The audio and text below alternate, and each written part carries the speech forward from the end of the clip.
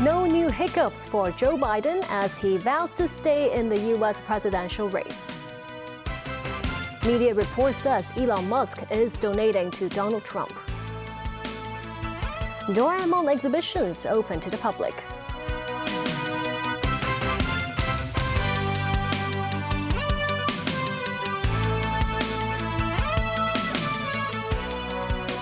Good evening, and thank you for joining us. U.S. President Joe Biden insists he is staying in the presidential race despite his latest hiccups. He is back on the campaign trail, hoping to show of support from voters can shift the spotlight to his strengths. Michigan supporters came out in force to back the president. NASB Kareem has more. U.S. President Joe Biden found some relief from the doubters in Michigan, a state that will be crucial to both him and Donald Trump during the presidential election. Fired up by a Detroit crowd shouting, "Don't you quit," and "Not done yet," Biden focused on finding fault with Trump. The president defeated Trump by more than 150,000 votes during the 2020 election in Michigan, but he needs a major effort to regain the state if he wants another 4 years. Donald Trump has gotten a free pass. He hadn't done a damn thing till a couple days ago. He'd been riding around his golf cart in his course, filling out his scorecard before he picks up his club. Folks, Donald Trump is a convicted criminal. He was convicted by a jury of his peers of 34 felonies for paying hush money to a porn star and hiding from voters in 2016. Away from the personal attacks, Biden also hit out at Trump's position on abortion. Trump Project 2025 will criminalize the shipping of abortion medication anywhere to deny contraceptive covers. Allow a ban nationwide. Biden is redoubling his efforts in Midwestern states, with Michigan and its large Black and Arab American population seen as key to the presidency. Michigan is mostly a microcosm of the nation, so everything that's important to voters elsewhere is also important here, including inflation and the economy, even immigration. Trump edged Hillary Clinton for Michigan in 2016 as the former president teases his supporters on his pick for vice president. Names such as Senators Marco Rubio and J.D. Vance and North Dakota Governor Doug Burgum have been thrown around. Trump may announce his choice at a Saturday rally in Pittsburgh, or may wait until next week's Republican National Convention to unveil his running mate. Nazvi Kareem, TVB News. Tesla and SpaceX magnate Elon Musk has reportedly donated to America PAC, a major political action committee working to elect former President Donald Trump. A Bloomberg report cited sources familiar with the donations, though the amount being donated to the pro-Trump group was undisclosed. In March, Musk posted on his social media platform X that he was not planning on donating to any campaign. He has yet to publicly support a candidate for the 2024 U.S. presidential race, though he has sometimes criticized President Joe Biden for his immigration policies. Last September, he visited the U.S.-Mexico border, describing the situation as beyond insane. Musk has also sided with conservatives on a number of issues. Back locally, today marks the first day that the Doraemon exhibitions are officially open to the public. In addition to strong local interests, many tourists came to Hong Kong specifically to visit the robotic cats. Helen Chen reports. Despite the hot weather, many visitors gathered by Victoria Harbour today to view the first day opening of the Doraemon exhibitions. 35 Doraemon statues of different styles attracted many fans to visit the Avenue of Stars in Tsim Sha Tsui. The most prominent one is the 12-meter-tall Doraemon dressed as a painter. This family came all the way back to Hong Kong from the United States. I thought it was really unique because when I was doing a lot of these cartoons with them, the anime, I want them to learn Chinese, actually. The connection was always kind of with Japan, but then this one connected it because they're from Hong Kong, I'm from Hong Kong. And then for them to know that, hey, it can connect back to Hong Kong was really unique way of connecting us together. These fans of the anime literally wore their love for Doraemon. Mr. Drew from Shanghai said that he and his wife are both fans of Doraemon, so they wanted to visit the exhibition on day one. He said he bought $6,000 worth of Doraemon merchandise. At the exhibition, a section is designated to visitors who do not have prior booking or tickets. They can still see part of the show, and their passion for the anime character is still high.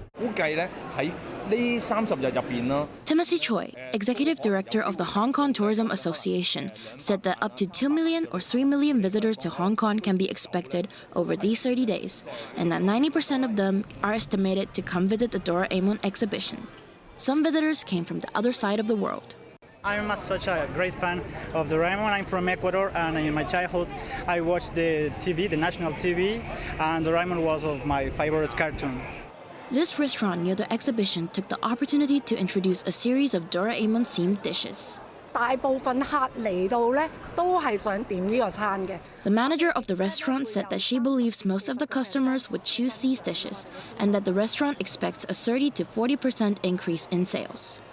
Organizers of the exhibition said that starting next week, reservations for the free exhibition sections can be made through the online system 1 week in advance.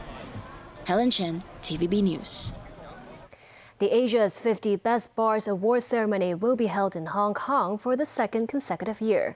A local bar that topped the list 3 times said Hong Kong's unique Central District nightlife can help attract tourists to the city.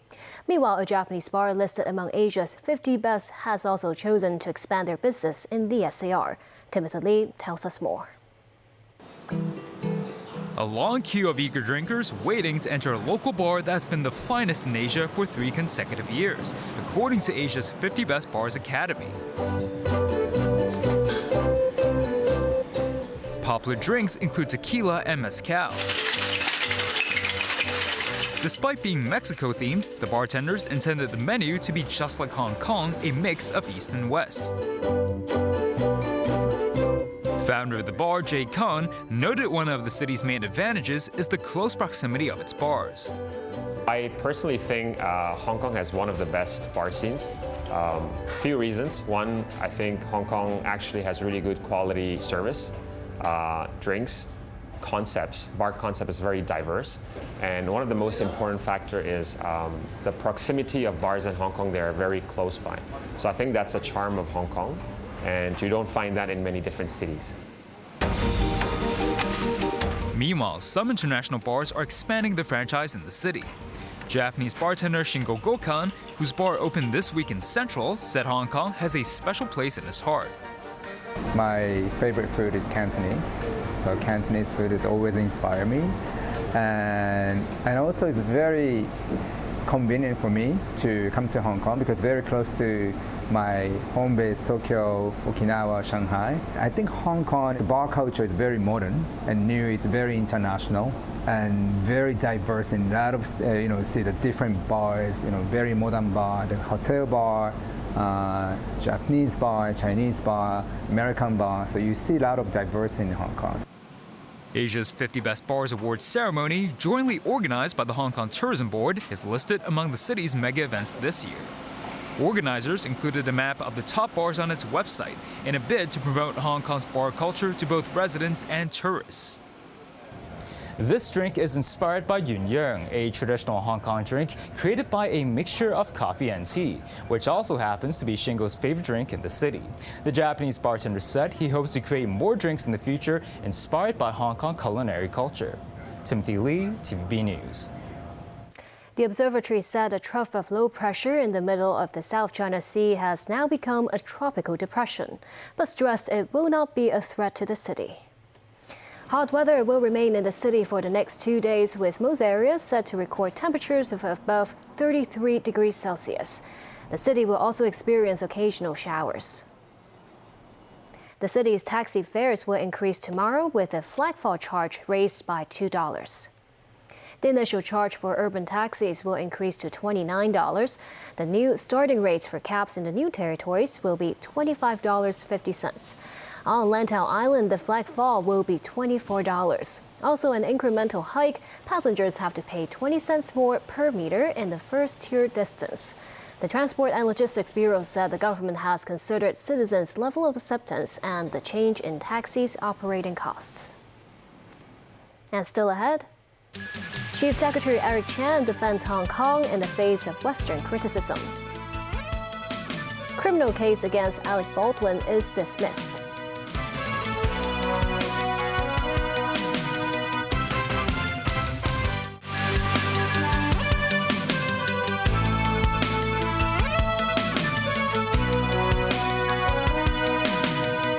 Welcome back. Chief Secretary for Administration Eric Chan criticized the United States and the West for treating Hong Kong with double standards. He cited the Capitol Hill riots and the swift imprisonment of rioters in the U.S. as examples, which also reflected the importance of Hong Kong's national security legislation. Our people no longer need to. Earlier this month, Chief Secretary for Administration Eric Chan attended the United Nations Human Rights Council in Geneva, Switzerland. That's in the capacity as the deputy head of China's delegation. He rejected 14 proposals made by the United States and the West. They include the call to remove Hong Kong's national security law and the Safeguarding National Security Ordinance. Another proposal is to define the prosecution made during the anti-extradition bill movement as a political crackdown and call for the release of those prosecuted. Speaking on a radio program, Chan criticized the United States and Western countries for their double standards. 雙重標準呢? He said the Capitol Hill riot in the U.S. in 2021 should remind people of the storming of Hong Kong's Legislative Council in 2019. Citing how the U.S. swiftly sentenced offenders with the longest prison term of 22 years, Chan questioned why can't Hong Kong do the same. He added the national security law and the Safeguarding National Security Ordinance can heal Hong Kong. 咁即係當香港有呢啲事嘅時候咧 Chan said when there is something wrong in the city, these medicines can help rectify the issues. And even after Hong Kong is cured, they should be kept at home just in case. He said the string of mega events hosted in the city can let tourists see Hong Kong for itself, such as whether police actually arrest people at will after the national security law is passed. Chan also criticized countries and regions that raised their travel alerts towards Hong Kong for political purposes. Overseas, Hollywood actor Alec Baldwin is a free man after a New Mexico judge brought a sudden and stunning end to the involuntary manslaughter case. Judge Mary Marlowe Sommer dismissed the case in the middle of the trial on Friday, adding it cannot be filed again. Your motion to dismiss with prejudice is granted. Actor Alec Baldwin breaks down in tears soon after the judge dismisses his case. Baldwin was on trial for the 2021 shooting of cinematographer Helena Hutchins on the set of the film Rust. The decision ends the criminal culpability of the 66-year-old Baldwin after a nearly 3-year saga that began when a revolver he was pointing at Hutchins during a rehearsal went off, killing her and wounding director Joe Souza. Sommer agreed with the defense motion to dismiss the case over ammunition evidence they say prosecutors hid from them. But the prosecution said that the ammunition was not connected to the case and was not hidden. There is no reason to believe that the evidence that we discussed in court today was related to the set of Rust. It never left the state of Arizona. I understand that the court disagrees with me, and I respect the court's decision. There is absolutely no evidence that any of that ammunition is related to the incident involving Ms. Hutchins. I'm disappointed because I believe that the importance of the evidence was misconstrued by the defense attorneys. An artist who choreographs dances for children with neurodiversity hopes to raise public awareness of the concept. The Swedish artist show is one of the events in the International Arts Carnival, which was launched last week. Mamusangai has more. This is a scene from Fields of Tender, a dance show designed for toddlers and young children who are neurodiverse.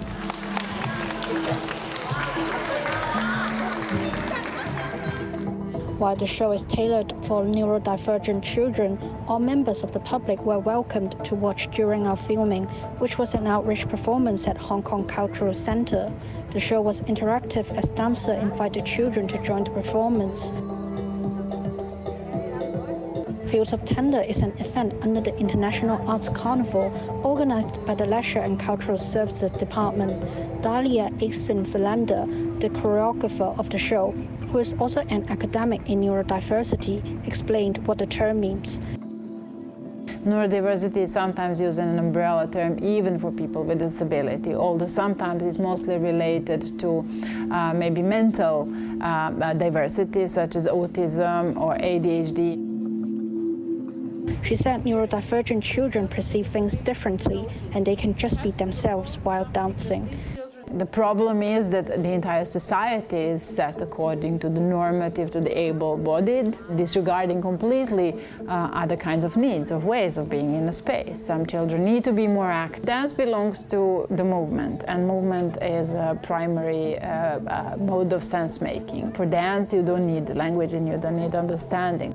During the performance, special costumes were worn by the dancers.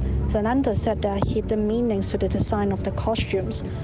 The gloves, they're also making sound, and all the costumes have very specific tactile experience when you touch them. When the object is close to them and they start to touch them and they hear that there is sound happening. You notice that they were wearing the mask sometimes. That also comes from experience for performing for children with autism. I wanted them to be able still to look at the body of a dancer, because through the movement they get to be stimulated in a way that they usually don't. While the artist has had numerous memorable moments dancing for children, she said the work is not easy. It is also a very economically fragile field because you can't have shows for hundreds of children. You can have shows for 10, 15 children in the audience. So it's a very challenging from artists to get engaged into something that is economically vulnerable. It requires a lot of lobbying and arguing and discussions with festivals and venues to understand that this operates differently. News 9, TVB News. To sports, the Chinese delegation for the Paris Olympics has been finalized in Beijing this morning. The Chinese squad comprises 760 members, including 405 athletes. More than half of the athletes are participating in the Olympics for the first time. There are 42 Olympic champions in the delegation, including table tennis player Ma Long, diver Chuan Hongchan, and swimming star Zhang Yufei. China will participate in 30 sports, 42 disciplines, and 236 events at the Paris 2024 Olympics. And that's the news. Thank you for watching.